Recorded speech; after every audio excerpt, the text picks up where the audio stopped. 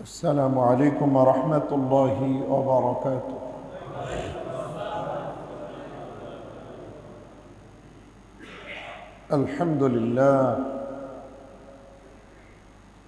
الحمد لله الذي هدانا لخير الأديان،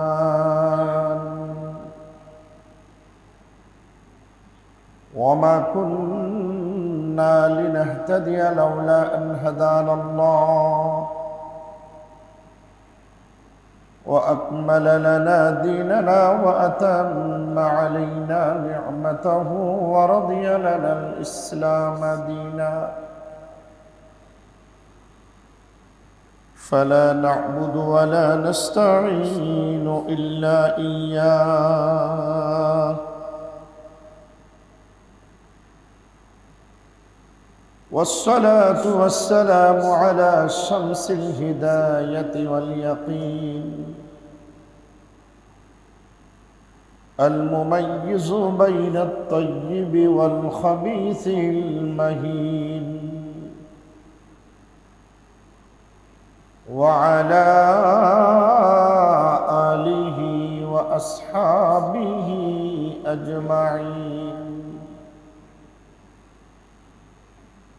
أما بعد، فأعوذ بالله من الشيطان الرجيم. بسم الله الرحمن الرحيم. ولو أنهم إذ ظلموا أنفسهم جاءوك فاستغفروا الله واستغفر لهم الرسول لوجدوا الله توابا رحيما. وقال الله تعالى: ولله على الناس حج البيت من استطاع إليه سبيلا، ومن كفر فإن الله غني عن العالمين.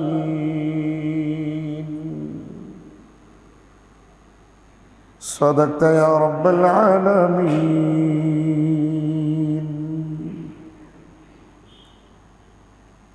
وبه قال حدثنا عبد الله بن يوسف قال أخبرنا مالك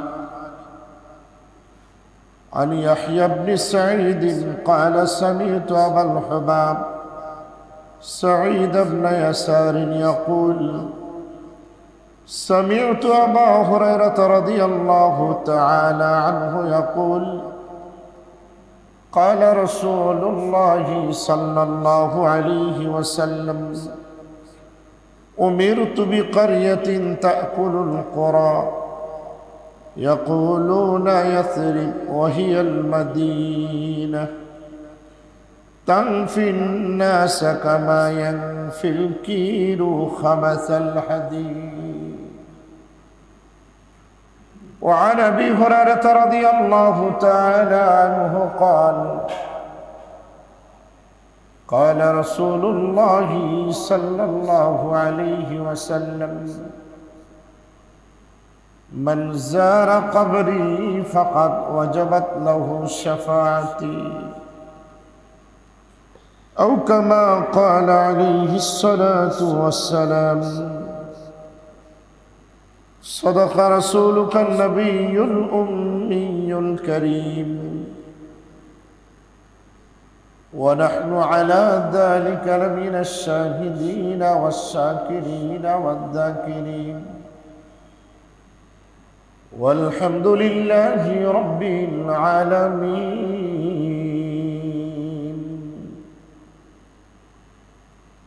وقال الشاعر العلام: يا خير من دفنت بالقاع أعظمه يا خير من دفنت بالقاع أعظمه فطاب من طيبهن القاع والأكم نفس الفداء لقبر أنت ساكنه نفس الفداء لقبر أنت ساكنه فيه العفاف وفيه الجود والكرم فيه العفاف وفيه الجود والكرم সকলে একটু দরুদ শরীফ আল্লাহুম্মা সাল্লি আলা মুহাম্মাদ ওয়া আলা আলি মুহাম্মাদ কামা সাল্লাইতা আলা ইব্রাহিম ওয়া আলা আলি ইব্রাহিম ইন্নাকা হামিদুম মাজিদ আল্লাহুম্মা বারিক আলা মুহাম্মাদ ওয়া আলা আলি মুহাম্মাদ كما باركت على إبراهيم وعلى آل إبراهيم إنك حميد مجيد عزيز محترم ومكرم অধ্যকার জমাগত সম্মানিত মুসল্লিয়ানে کرام দেগার ব্রাদার ইসলাম আল্লাহ রাব্বুল ইজ্জতের আলিশান দরবারে লাখো কোটি শুকর ও সুজুদ যে মহান আল্লাহ তাআলা আমাদের সকলকে শারীরিকভাবে সুস্থ রেখে নওগাঁ শহরের বিভিন্ন মহল্লা বিভিন্ন পরিবার হতে ছাঁটাই বাছাই করে নামাজের অনেক আগে বাইতুর রহমান আলমট্টি জামে মসজিদে হাজার মাস জিলকদ মাসের প্রথম জুমার নামাজকে সামনে রেখে আল্লাহ তাআলা আসার বসার মতো সুযোগ আমাদেরকে দান করলেন। মহান রব্বুল আলামিনের আলিশান দরবারে শুকরিয়া আদায়ের লক্ষ্যে আল্লাহ তাআলার দেওয়া কণ্ঠে তারই শেখানো ভাষায় মন থেকে দিল থেকে জবান খুলে মহব্বতে উঁচু আওয়াজে সকলে একবার পড়ে আলহামদুলিল্লাহ। আল্লাহ তাআলা আমাদেরকে যতগুলো নিয়ামত দান করেছেন তার মধ্যে অন্যতম একটা নিয়ামত হলো শারীরিক সুস্থতা।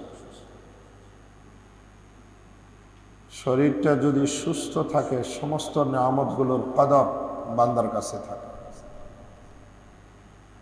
শরীর যদি অসুস্থ হয় নিয়ামত যত দামি হোক না কেন তার কোনো কদর ব্যক্তির কাছে থাকে না। একবারে যত কাছের মানুষ আপনজন মানুষ তার সাথে কথা বলতে চাইলেও সে রাজি হয় না, বলে যে আমার শরীরটা ভালো।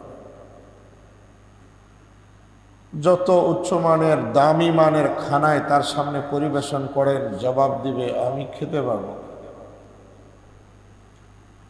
যত দামি গাড়িতে তাকে সফর করার জন্য আহ্বান করেন সে বলবে শরীরটা আমাকে সাপোর্ট করবে।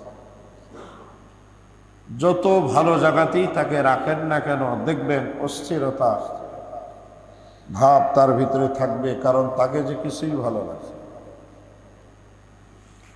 আল্লাহ তাআলার ফজল করম যে বিগত সপ্তাহে যে পরিমাণের তাপদাহ ছিল সেটাকে হালকা করে সহনীয় পর্যায়ে আল্লাহ তাআলা আমাদের শরীরের সাথে শুট করে ফেললেন, আলহামদুলিল্লাহ। উল্লেখযোগ্য ভারী কোনো বৃষ্টি হয়নি শহরের উপরে, তারপরও তাপমাত্রা অনেক নিচে চলে আসছে, সহনীয় পর্যায়ে আসছে। আল্লাহ তাআলা তিনি সব কিছুই পারেন, এই ক্ষমতা তার আগেও ছিল এখনো আছে, সামনের দিনগুলি তো ওহুয়া আলা কুল্লি শাইইন কাদির। সর্বময় ক্ষমতার অধিকারী একজন তিনি কে? এটা বিশ্বাস করার নাম ঈমান। এটার নামে ঈমান। এই কথায় যারা বিশ্বাস করে তাকে বলে মুসলমান, তাকে বলে মুমিন। সর্বময় ক্ষমতার অধিকারী আল্লাহ তাআলাকে যারা মানে না, স্বীকার করে না, নামাজ পড়লেও মুসলমান না, হজ করলেও মুসলমান না, কোরআন পড়লেও, ঈমান তার ভিতরে নেই। ইসলাম আছে, ঈমান মানে ঈমানটা হলো অভ্যন্তরে ভিতরের জিনিস। মৌলিক কতগুলো কথা বিশ্বাস করার নাম হলো ঈমান। আর বাহ্যিকভাবে ইসলামের কতগুলো কাজ করার নাম হলো মুসলমান।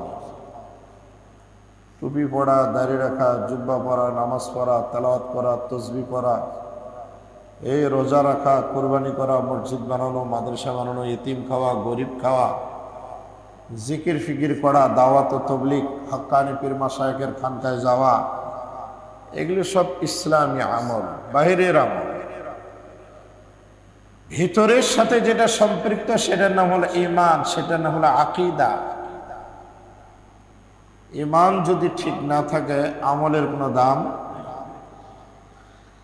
আর ঈমান যদি বিশুদ্ধ হয়, আমল যদি নাও থাকে, কোনো না কোনো মুহূর্তে সে আল্লাহর জান্নাতে যাবে, এতে কোনো সন্দেহ।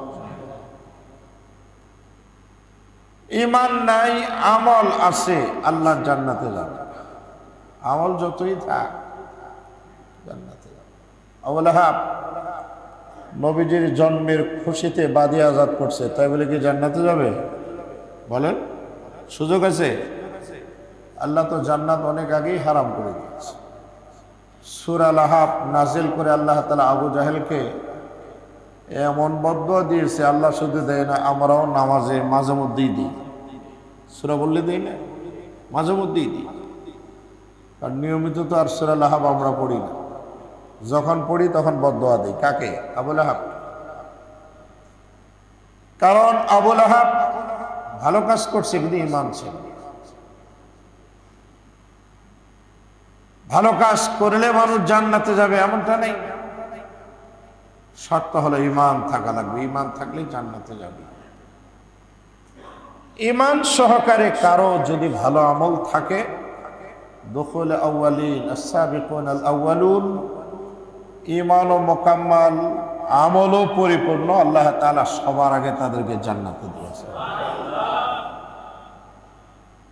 ঈমান এবং আমল দুটার সমন্বয় যদি হয় তাহলে তারা ক্ষতিগ্রস্ত নয়, তারা জান্নাতি। সূরাতুল আসরে আল্লাহ পাক বলেন, বিসমিল্লাহির রহমানির রহিম, ওয়াল আসরি ইন্নাল ইনসানা লাফি খুসর ইল্লাল্লাযীনা আমানু ওয়া আমিলুস সালিহাত ওয়া তাওয়াসাউ বিল হাক্কি ওয়া তাওয়াসাউ বিস সাবর। আল্লাহ তাআলা বলেন, যুগের কসম, সময়ের কসম, সালাতুল আসর, আসরের নামাজের কসম, নিশ্চয় সকল মানুষ ক্ষতিগ্রস্ত। ইল্লাল্লাযীনা আমানু ওয়া আমিলুস সালিহাত, তবে যারা ঈমান আনয়ন করেছে এবং নেক কাজ করেছে তারা ক্ষতিগ্রস্ত নয়। সুবহানাল্লাহ।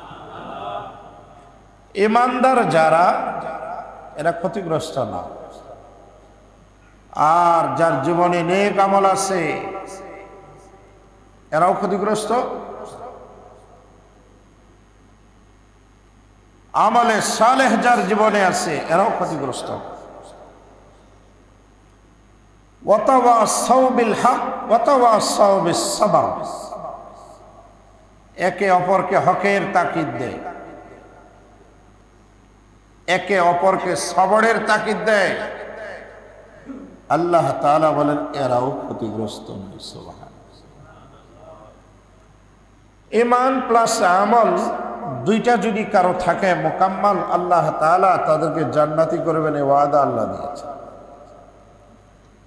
আর ঈমান ছাড়া আমল যতই হোক, ভালো আমল যতই করো, আল্লাহ তাআলার কাছে দাম নাই। যেমন আবু লাহাব, সূরা লাহাবে আমরা পড়ি বিসমিল্লাহির রহমানির রহিম তাব্বাত ইয়াদা আবি লাহাব ওয়া তাব্বা মা আগনা আনহু মালুহু ওয়া মা কাসাব সায়াসলা নারান যাতা লাহাব ওয়া ইমরাআতুহু হাম্মালাতাল হাতাব ফি জিদিহা হাবলুম মিন মাসাদ। তাব্বাত, আল্লাহ বলছেন হালাক, ধ্বংস, ইয়াদা আবি লাহাব, আবু লাহাবের দু হাত। আবু লাহাবের কয় হাত? দুই হাত, ধ্বংস। ওয়াতাব, এবং সে নিজেও ধ্বংস। মা আগনা আনহু মালুহু ওয়া মা কাসাব, সে যা কামাই করেছে সে সবটাই ধ্বংস। সায়াসলা নারান যাতা লাহাব, আল্লাহ বলেন অচিরেই প্রজ্বলিত আগুনে সে জ্বলবে। ইমরাআতুহু, এবং তার ওয়াইফ, তার বিবিও সে জাহান্নামের আগুনে পড়বে। হাম্মালাতাল হাতাব, যারা ছিল ইন্ধন যোগানি, তার বিবি ছিল ইন্ধন যোগানি, লাকড়ি কেটে কেটে। হাম্মালাতাল হাতাব, ইন্ধন যোগানদারিনী। আল্লাহ তাআলা বলেন সেও ফি জিদিহা হাবলুম মিন মাসাদ, গলায় রশি ঝুলায় আল্লাহ তাআলা জাহান্নামের আগুনে নিক্ষেপ করে। অথচ রাসূলুল্লাহর বংশের লোক, চাচা চাচি, নবীজির জন্মে খুশি হয়ে সোয়াইবাকে আজাদ করছে। আবু লাহাব মারা যাওয়ার পরে তার ওই ভাই সাইয়েদনা আব্বাস স্বপ্নে দেখেন আবু লাহাব কবরে যাওয়ার পরে আল্লাহ কিরকম আচরণ করছে। আবু লাহাব সাইয়েদনা আব্বাসকে বলছেন, যেদিন থেকে মারা গেছি কবরের আযাব মিস হয় নাই, আযাবের মধ্যে গ্রেফতার।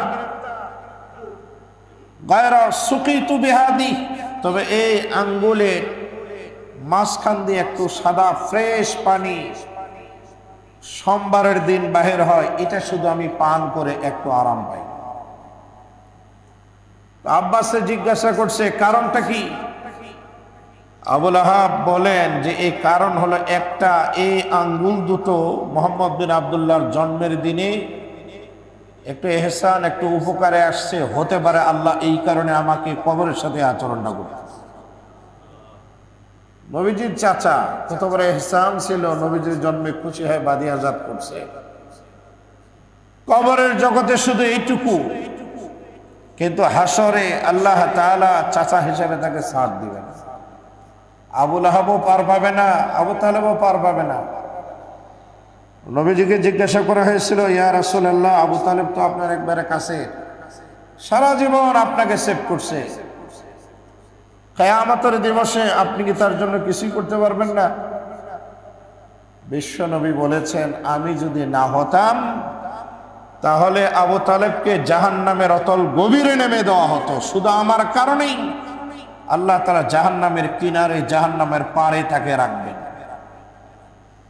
তাও আগুনের দুটো জুতা পরিয়ে দিবেন, ওই হিটে মাথার মগজ পর্যন্ত টকবক টকবক করতে থাকবে। ঈমান নাই, নাজাতের কোনো রাস্তা নাই।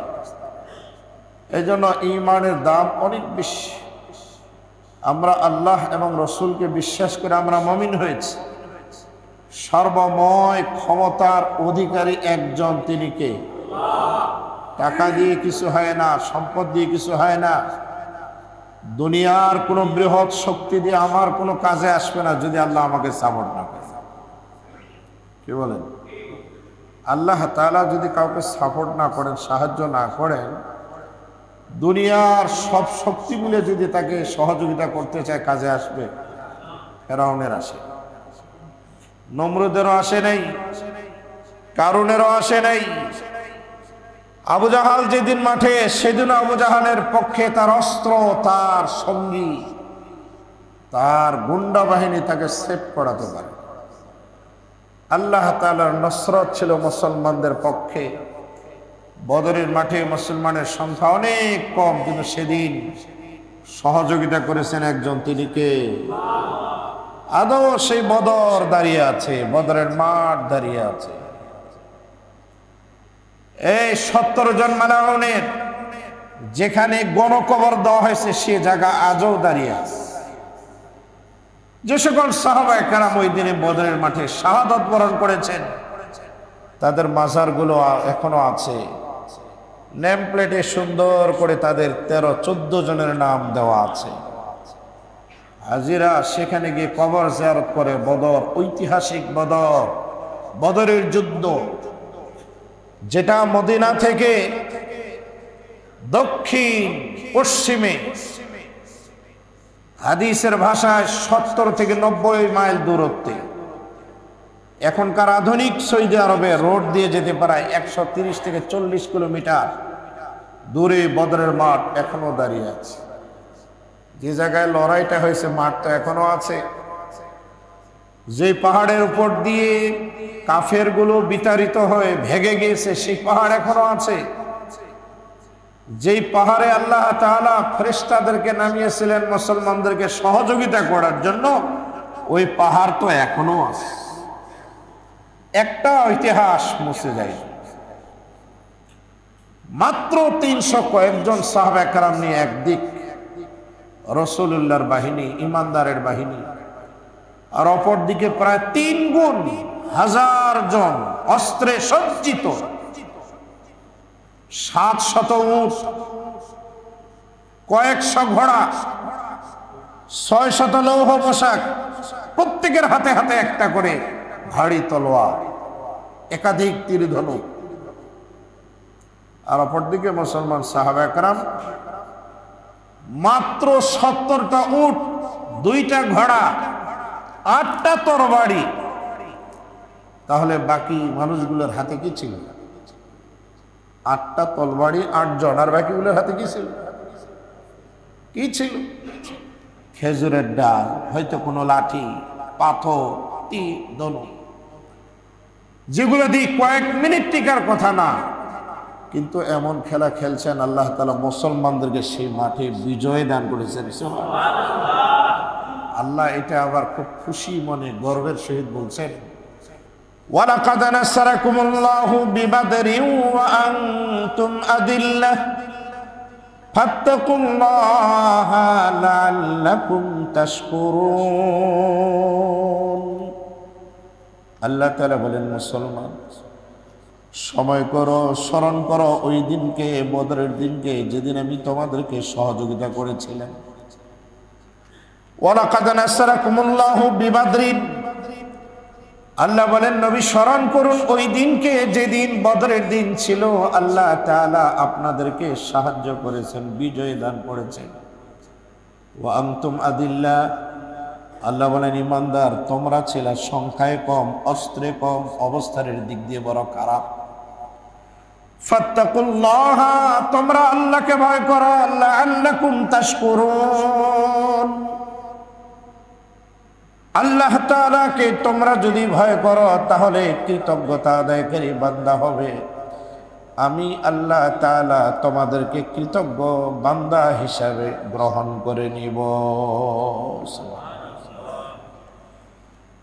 আল্লাহ তাআলা বদরের দিনে সহযোগিতা করেছেন, এই কথাটা আল্লাহ তাআলা কোরআনুল কারীমে রেকর্ড করে রেখে দিয়েছেন। মুসলমান তোমরা ছিলে সংখ্যায় একবারে কম, আমি তোমাদেরকে সেই দিনে সহযোগিতা করেছি। শুধু বদরে না, কোরআনুল কারীমের বিভিন্ন জায়গায় আল্লাহ তাআলা বিভিন্ন দিবসে মুসলমানদেরকে সহযোগিতা করেছেন। এই কথা আল্লাহ তাআলা কোরআনের বিভিন্ন জায়গায় বলেছেন। বদরের দিনে সংখ্যা একবারে কম, কিন্তু সহযোগিতা করেছেন কি? ওহু আলা কুল্লি শাইইন কাদির, সর্বময় ক্ষমতার অধিকারী। তিনি চাইলে অস্ত্র ছাড়া সংখ্যা কম হলেও মুসলমানদেরকে বিজয় দান করাতে পারে। মুসলমান হতে হবে মুসলমানের মতো, ঈমান হতে হবে ঈমানের মতো। বদরের মাঠ আদৌ দাঁড়িয়ে আছে ইতিহাসের পাতায়।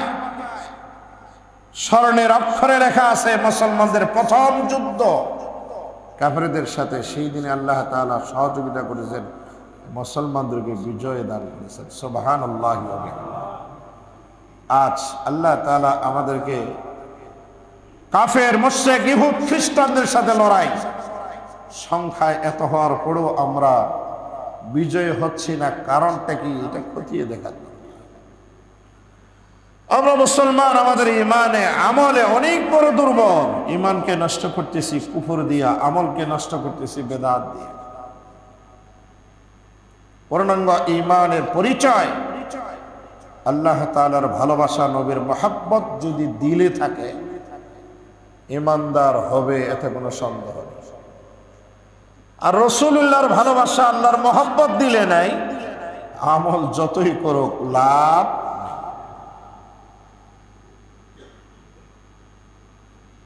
রাসূলুল্লাহর ভালোবাসা, রাসূলুল্লাহর মহব্বত ঈমানের একটা আলামত।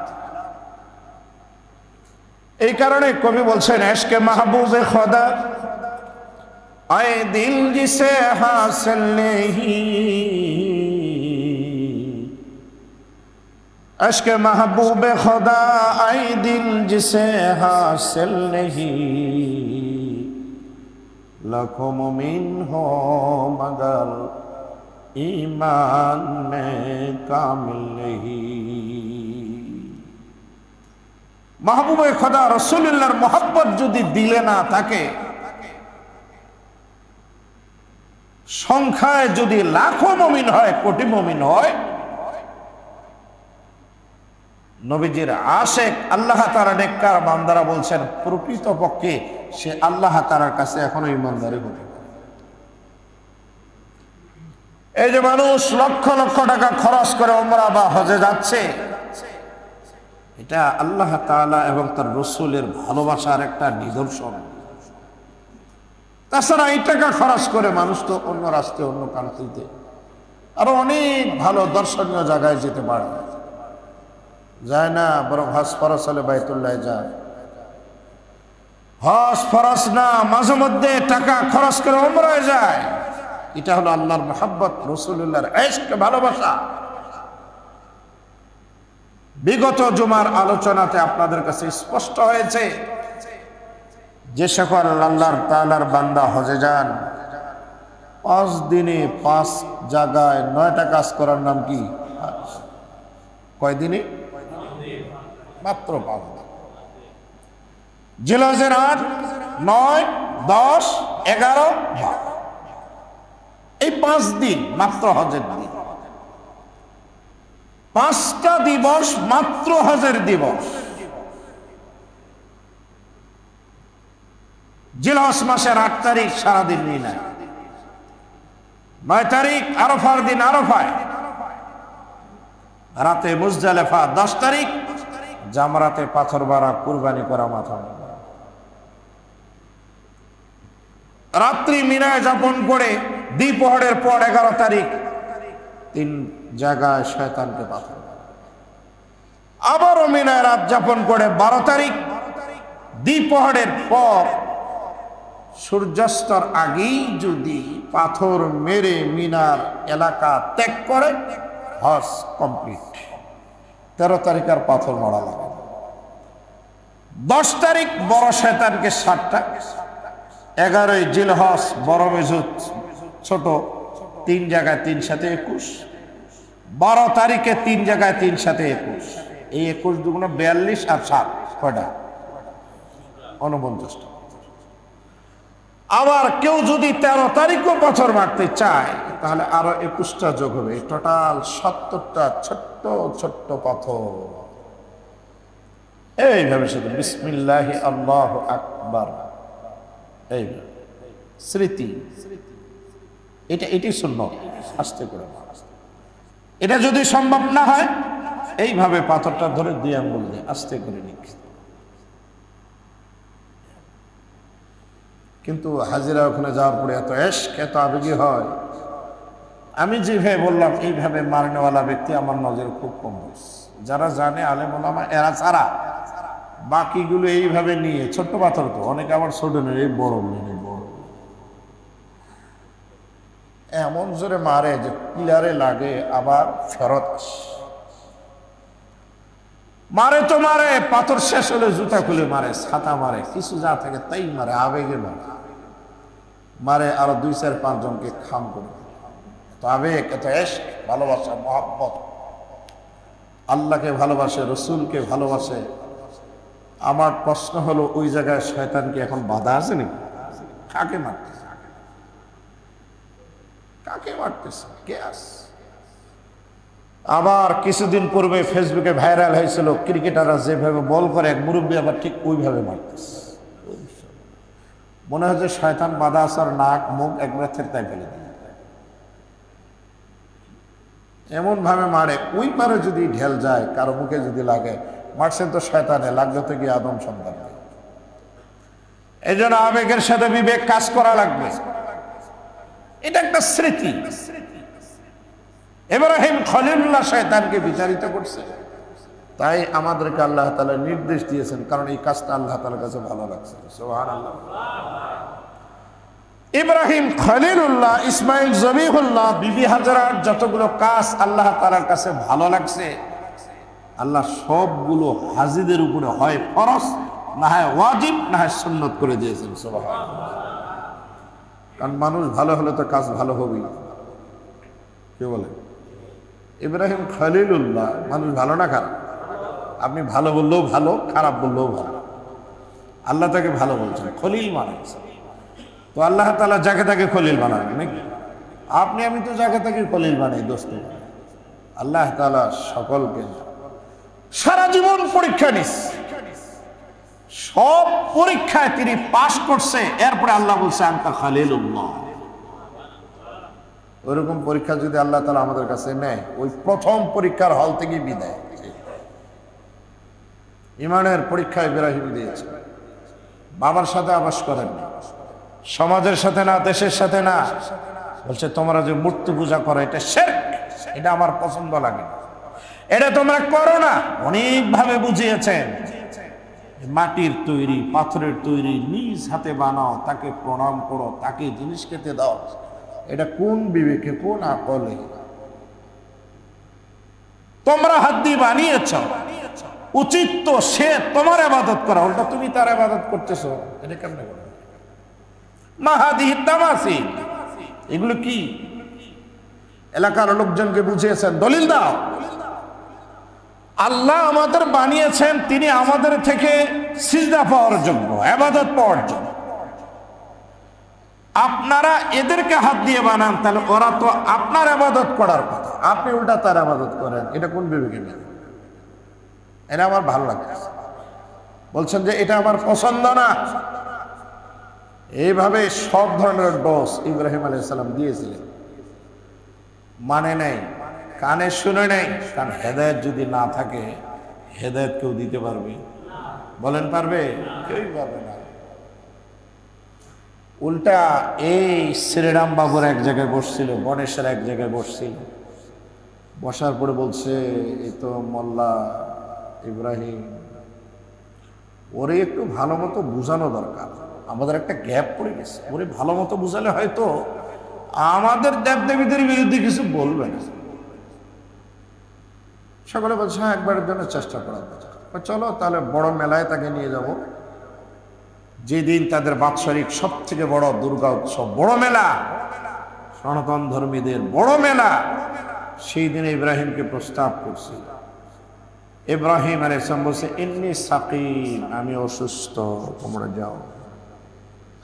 আর আমাদের তো দাওয়াত দেওয়া লাগে না, ওদের আগে মুসলমানে আগে ছিল।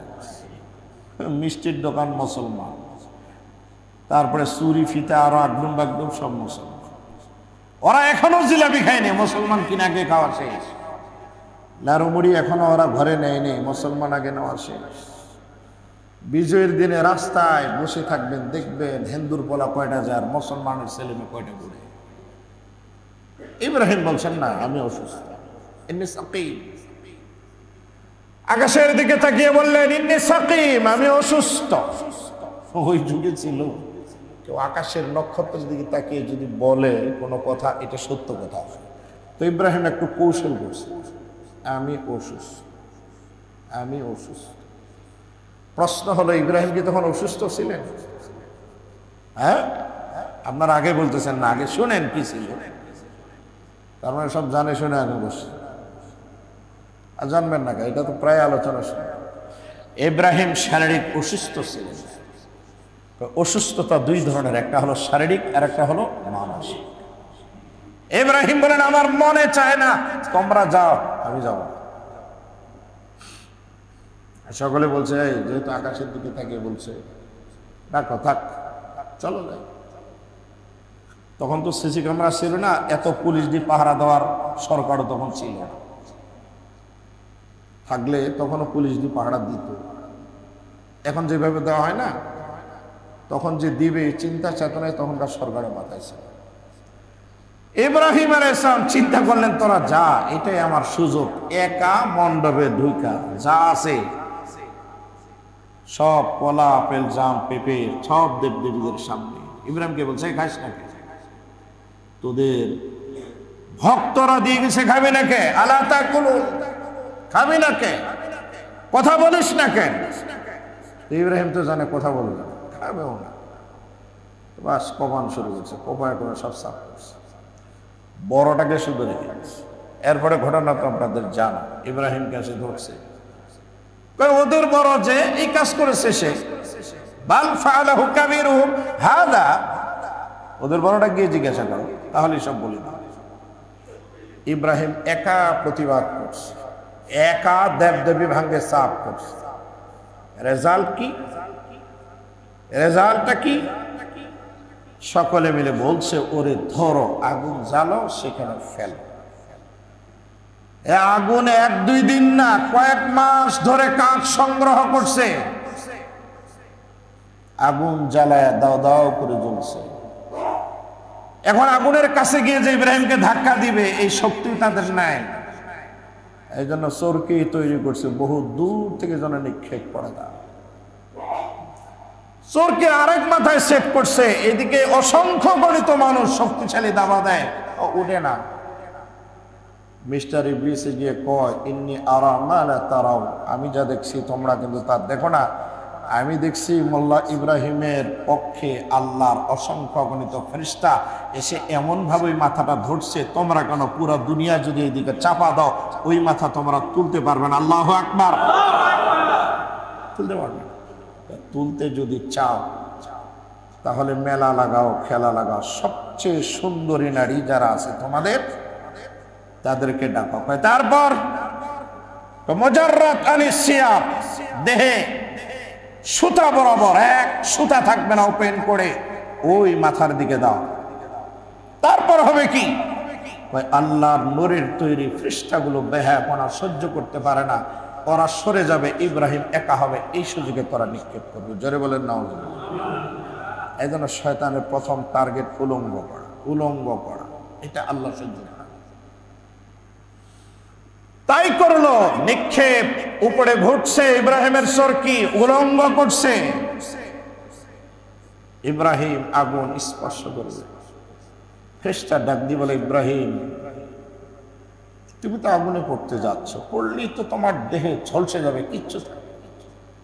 তুমি চাও, আল্লাহর কাছে সাহায্য চাও, একটুবারের জন্য খালি বলো, একটু ইস, একটু শব্দ করো, একটু খালি একটু খালি ডাক দাও তোমার রবকে। ইব্রাহিম খলিলুল্লাহর ঈমান কত বড় মজবুত, বলছে, আমি যে আজ আগুনে নিক্ষেপ হচ্ছে, এটাকে আমার কারণে। চেষ্টা বলে না, কার কারণে? রবের কারণে। আমি আমার জন্য না, আমার রবের জন্য, রবের দাওয়াত, একত্ববাদের দাওয়াত দিয়ে আগুনে নিক্ষেপ হব। রব যদি সহযোগিতা না করে, তাহলে আমি তার কাছে সাহায্য চাইব কোন মুখে?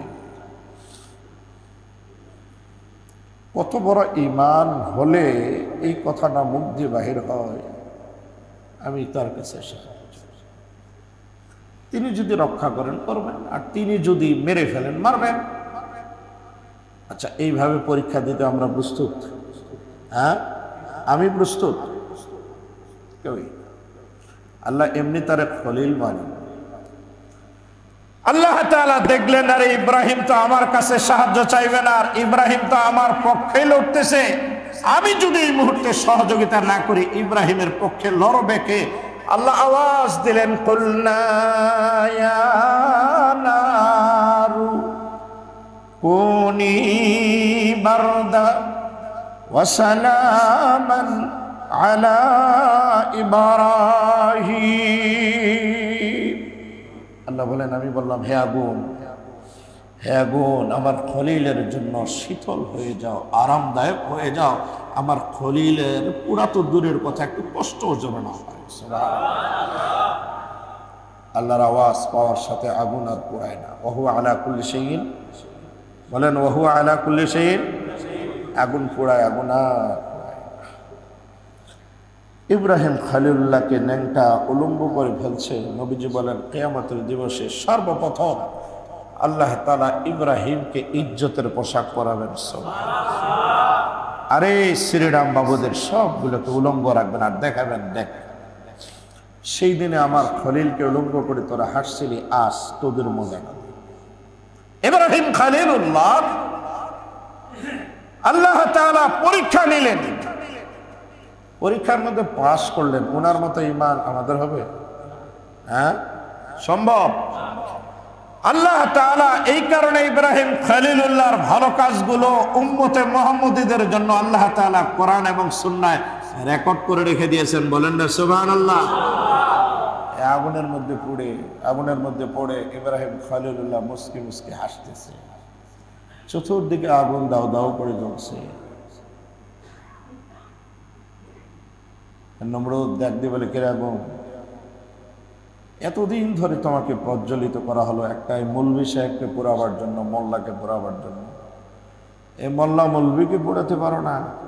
ইতিহাস লেখে আগুনের জবান।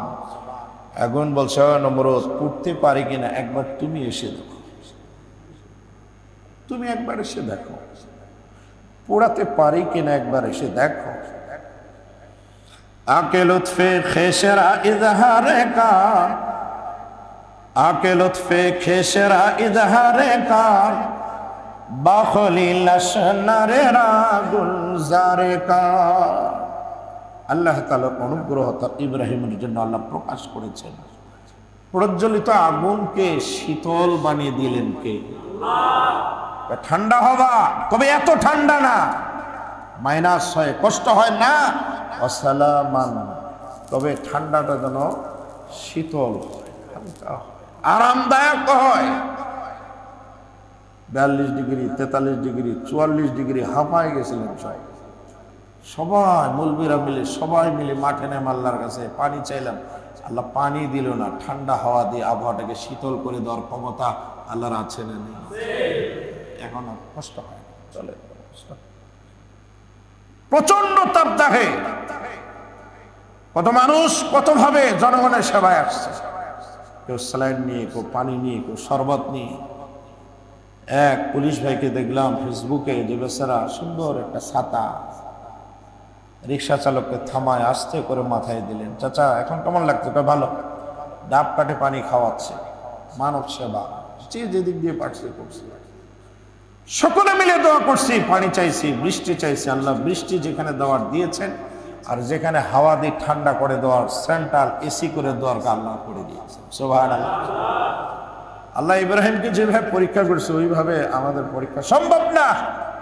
এই যে পরীক্ষা শুরু হলো, আল্লাহ তাআলা সন্তানের জবাই করে নিতে পারে। বিবি হাজারাকে বনবাস দেওয়ালেন, ইব্রাহিম খলিলুল্লাহ স্ত্রী হারালেন, পরিবার হারালেন, জায়গা হারালেন, সব কিছু হারালেন, কিন্তু তিনি একজনকে হারাননি। তিনি কে? আল্লাহ। সব হারিয়ে একজনকে কিনছেন, তিনি কে? এই জন্য আল্লাহ বলছে, আনতা খলিলুল্লাহ, এই তুমি আমার দোস্ত। আল্লাহ বলছেন তুমি আমার দোস্ত। তো আল্লাহ তাআলা এই দোস্তকে দিয়া পাথর নিক্ষেপ করাই নিছেন কত হাজার বছর পূর্বে। এখনো হাজিরা গিয়ে 10 তারিখে বড়টারে মারবে, 11 তারিখ 3 জায়গা, 12 তারিখ 3 জায়গা, অনেকে 13 তারিখে মারবে 3 জায়গা। বলেন শয়তান কি ওখানে বাধা আছে? বাধা নাই। এটা একটা স্মৃতি, ভালো কাজ, আল্লাহর কাছে ভালো লাগছে তাই করে। একান্ত আল্লাহ তাআলার মহব্বত, রাসূলুল্লাহর প্রেম ছাড়া কেউ হজ উমরা করে না। যতজন যায় 5 দিন জিলহজের 8, 9, 10, 11, 12 5 জায়গা মিনা, আরাফা, মুজদালিফা, জামারাত, বাইতুল্লাহ 5 দিন 5 জায়গায় 9টি কাজ, 3টা ফরজ, 6টা ওয়াজিব। 3 ফরজের 1 ফরজ ইহরাম, 2 নম্বর ফরজ আরাফায় অবস্থান, 3 নম্বর বাইতুল্লাহর তাওয়াফ। 6 ওয়াজিব মুজদালিফায় অবস্থান, জামারাতে পাথর মারা, কুরবানি করা, মাথা মুন্ডানো, সাই করা আর বিদায়ী তাওয়াফ। 5 দিনে 5 জায়গায় 9টা কাজ। কয়টা কাজ? এই সবগুলো মক্কায়, একটাও কিন্তু মদিনার সাথে সম্পর্ক নেই। আচ্ছা, এরপরে বলুন তো হাজিরা মদিনায় যায় কি যায় না? ওমরাকারীরা যায় কি যায় না? কেন যায়? মদিনা, সেখানে শুয়ে আছেন বিশ্বনবী মুহাম্মদুর রাসূলুল্লাহ। রাসূলুল্লাহর মহব্বতে সেখানে মাশাআল্লাহ লেখছে। প্রথম হজকারী, জীবনের প্রথম হজকারী, প্রথম ওমরাকারী,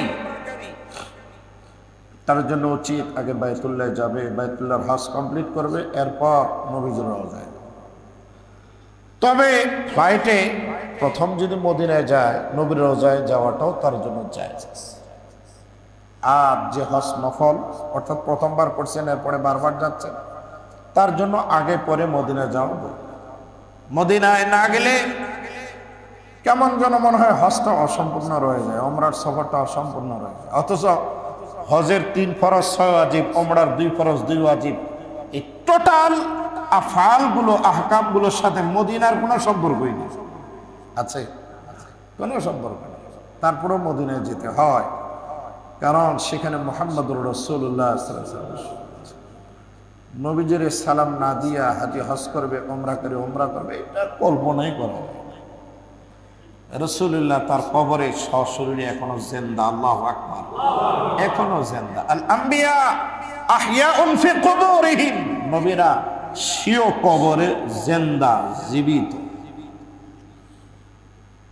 জীবিত, জীবিত, কবরের জগতে তারা জীবিত। এই জন্য নবীজি বলেছিলেন, যারা আমাকে আমার রওজার পাশে এসে সালাম দিবে, আমি নবী কবর থেকে তার সালামের জবাব দিয়েছি।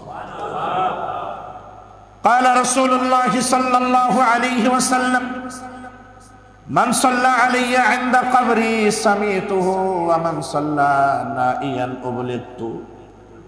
আল্লাহর হাবিব বলেন, আমার যারা আশিক, মহব্বতে অসংখ্য অগণিত পরিমাণ টাকা খরচ করে যারা মদিনায় আসবে, আমি নবীর রওজার পাশে দাঁড়িয়ে ভক্তি শ্রদ্ধা সহকারে সালাত এবং সালাম নিবেদন করবে, আমি নবীজিকে সালাত এবং সালাম পেশ করবে, আমি মদিনার নবী, উম্মতের নবী, কবরে শুয়ে শুয়ে আমার উম্মতের সালাত এবং সালাম গুলো গ্রহণ করি। ওমান সাল্লা আলাইয়া নাইয়ান উবলিগতু, আর যারা বহু দূর দূর থেকে টাকার অভাবে আসতে পারে না, বাহনের অভাবে আসতে পারে না, ওজরের কারণে আমি নবীর রওজায় আসতে পারে না, কোথাও বসে বসে আমি নবীর মহব্বতে যদি দরুদ ও সালাম পড়ে, আল্লাহ তাআলার কিছু ফেরেশতা আছে যারা উম্মতের দরুদ ও সালাম নিয়ে আমি নবীর রওজার পাশে পেশ করে, তাদের নাম বলে, বাবার নাম বলে, ঠিকানা বলে, তাদের বংশের তালিকা দেয়, আমি নবীর রওজায় বসে বসে উম্মতের সালাত এবং সালাম গ্রহণ করি। নবী আলাইহিস সালাতু ওয়াস সালাম বলেন, قال رسول الله صلى الله عليه وسلم من زار قبري فقد وجبت له شفاعتي। আল্লাহর হাবিব বলেছিলেন, আমার মৃত্যুর পরে আমার রওজার পাশে এসে যারা আমার মহব্বতে সালাম নিবেদন করবে, সালাত ও সালাম পেশ করবে, আমি নবী কিয়ামতের দিবসে তার জন্য সুপারিশ করব, আমি নবীর সুপারিশ আমার উম্মতের জন্য ওয়াজিব হয়ে যাবে। লক্ষ লক্ষ টাকা খরচ করে মদিনা যাবে, মক্কা ঘুরবে, আরব ঘুরবে, জিদ্দা যাবে, রিয়াদ যাবে, তায়েফ যাবে, বদর যাবে, উহুদ দেখবে, জিন পাহাড় দেখবে, সাউদ দেখবে, নূর দেখবে, আর আমি নবীর রওজায় জিয়ারত করবে না, এটা হতে পারে না। হুজুর বলছেন, মান যারা কবরি, আমার কবর যারা জিয়ারত করবে, ফাকাদ ওয়াজাবাত লাহু শাফাআতি, নবীজি বলেছেন তার জন্য আমার সুপারিশ অবধারিত হবে। সুবহানাল্লাহি ওয়া বিহামদিহি। নবীজি বলছেন তার জন্য আমার সুপারিশ অবধারিত। অপর বর্ণনায় আল্লাহর হাবিব বলেন قال رسول الله صلى الله عليه وسلم من زارني بعد موتي فكأنما زارني في حياتي।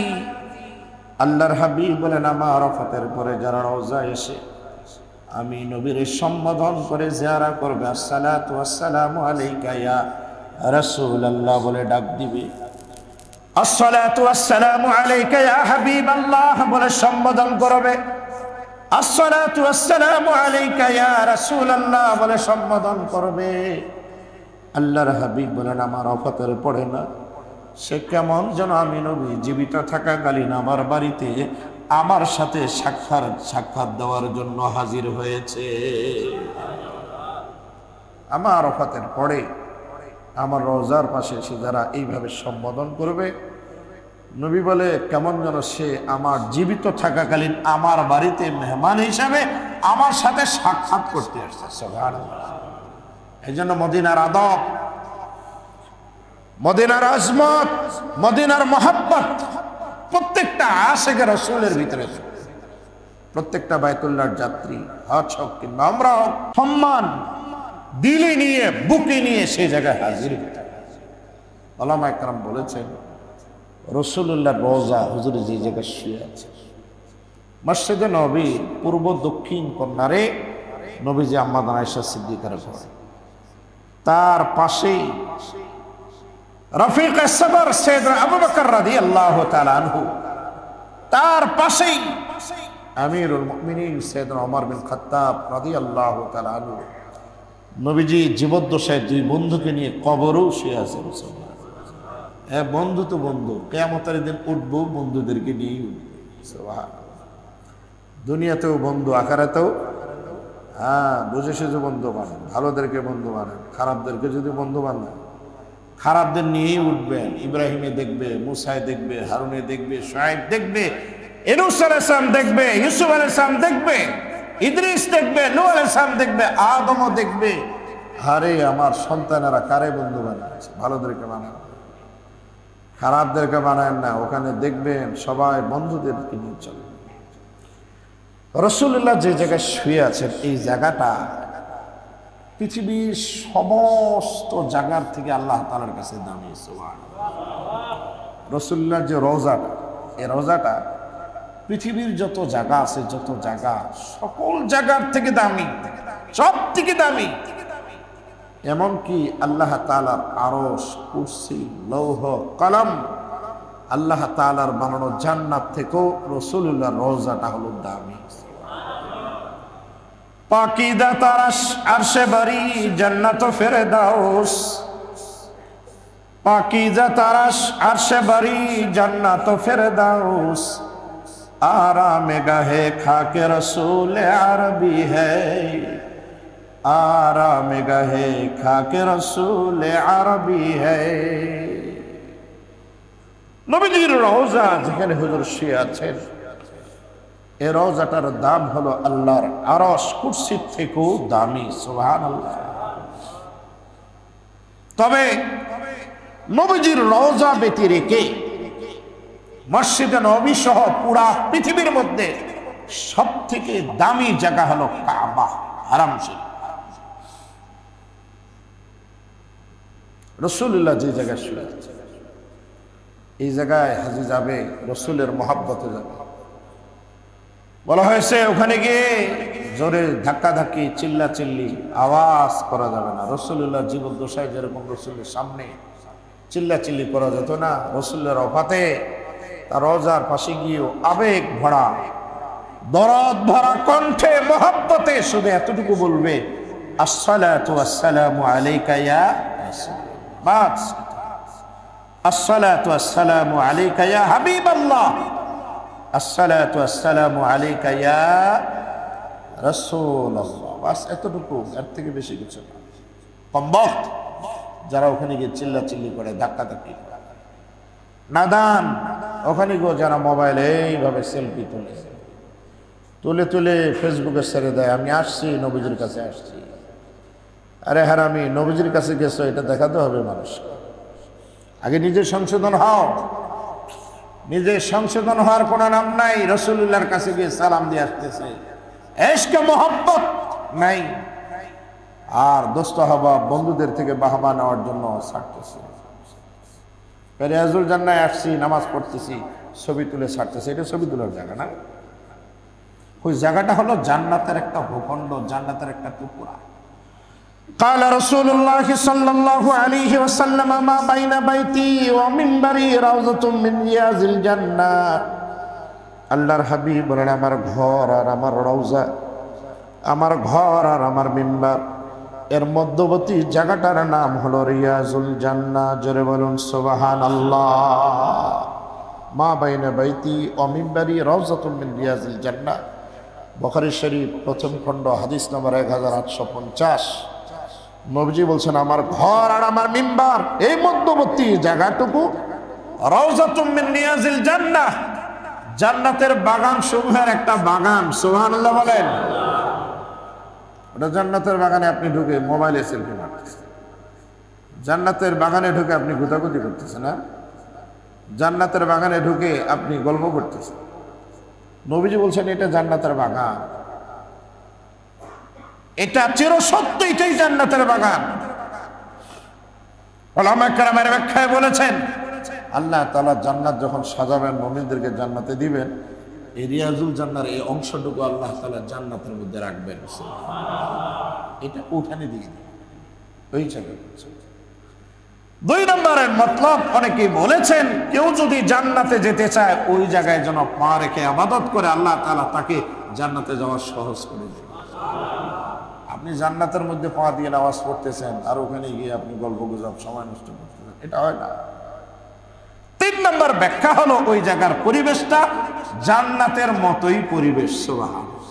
হয় তেলাওয়াত, না হয় নামাজ, না হয় জিকির আজকার, না হয় দেখবেন নবীর ইশকে মোহাব্বতে নবীর উপরে দরুদ শরীফ। তো দুনিয়ায় জান্নাতের বাগান আছে, এই জায়গায় আপনি যাবেন, আপনার মতো সৌভাগ্যবান ব্যক্তি আরেকজন কেউ আছে? বলেন, আছে? নবীর মোহাব্বতে, নবীর ইশকে। এই জন্য হজের পুরা সফরটা আল্লাহর প্রেম, নবীর প্রেম, নবীর ভালোবাসা ছাড়া কেউ হজ উমরায় যায়। আল্লাহ যাদের নিয়েছেন বারবার যাওয়ার তৌফিক দেন। এবছর যারা যাচ্ছেন আল্লাহ তাআলা প্রত্যেককে হজ্জে মাবরুর নসিব করুন। আগামী দিনে যারা যাব, আল্লাহ তাআলার কাছে যা চাইবো তার মধ্যে একটা চাইবো, আল্লাহ খুব ঘন ঘন যেন তোমার ঘর আর তোমার নবীর রওজায় দাঁড়িয়ে যেন সালাম দিতে পারে, এর ব্যবস্থা তুমি আমাদের সকলকে করো। মুহতারাম হাজিরিন, যেহেতু হজের মাস, হজ নিয়ে আলোচনা। হজ ইসলামের অন্যতম একটা রুকুন। যেভাবে হজ আদায় করলে আল্লাহ খুশি হয়, ইসলামের স্তম্ভ ঠিক থাকে, ঠিক সেভাবেই, সে মনসায়, সে উদ্দেশ্যেই আল্লাহ তাআলা সকল হাজিদেরকে হজ করবার তৌফিক দেন। আমরা যারা সুন্নাত নামাজ পড়ি সকলে সুন্নাত